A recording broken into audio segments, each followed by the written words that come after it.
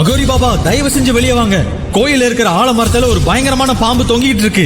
தென்காசிக்கு அருகே ஒரு மலையோர கிராமத்தில் விடாமல் பெய்த அடைமழைக்கு பயந்து மக்கள் அனைவரும் ஊரின் நடுவில் இருக்கும் காளேஸ்வரன் கோயிலில் தஞ்சம் அடைந்தனர்.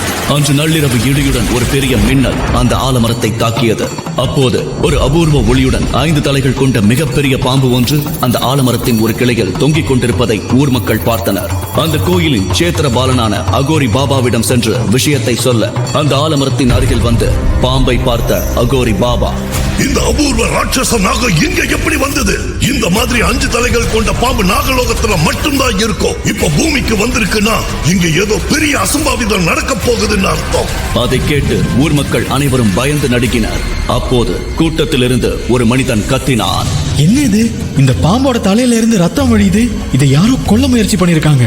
இல்ல, இது சாதாரண பாம்பு இல்ல. நாகலோகத்திலிருந்து நேரடியா பூமிக்கு வந்திருக்கு. அந்த பாம்பை எப்படியாவது காப்பாற்றணும். அதுக்கு ஏதாவது ஆச்சுன்னா இந்த கிராமத்துக்கு பெரிய நெருக்கடி வந்துடும் என்று சொல்ல சிலர் அந்த பாம்பின் அருகில் செல்ல முயன்றனர். அப்போது கண்ணிமைக்கும் நேரத்தில் அந்த பாம்பு அங்கிருந்து மறைந்தது. ஆலமரத்தின் பழங்களிலிருந்து ரத்தம் வழிந்து கொண்டிருந்தது.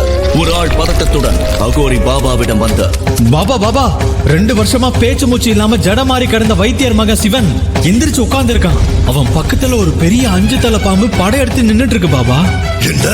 சிவன் எழுந்துட்டானா? அப்ப 2 வருஷத்துக்கு முன்னாடி சர்ப்பலோகத்துக்கு போனவன் திரும்பி வந்துட்டானா? அவன் தனியாளா வரல, அவன் கூட அவளும் சேர்ந்து வந்திருக்கா. இத நான் உடனே தடுத்தாகணும். இல்லனா நம்ம ஊர் கன்னி பொண்ணுங்க எல்லாரும் நாகக்கன்னியா மாறிடுவாங்க. கோயில்ல இருந்த மகா காளேஸ்வரரோட திரிசூலத்தை சீக்கிரம் எடுத்துட்டு வாங்க. சிவன் யார்? சிவன் எப்படி சர்ப்பலோகத்தை அடைந்தான்? 2 ஆண்டுகளாக அவன் சர்ப்பலோகத்தில் என்ன செய்து கொண்டிருந்தான்? அவனுடன் வந்த அந்த அபூர்வ நாகக்கன்னி யார்? சர்ப்பலோகத்தில் இருக்கும் அபூர்வ பாம்பு எப்படி பூமிக்கு வந்தது? அதை கொல்ல முயன்றது யார்? நாகலோகம் பற்றிய பல அபூர்வ ரகசியங்கள் நிறைந்த இந்த விசித்திர கதையை உடனே பிளே பட்டன் கிளிக் செய்து கேளுங்கள். ரட்சகன்.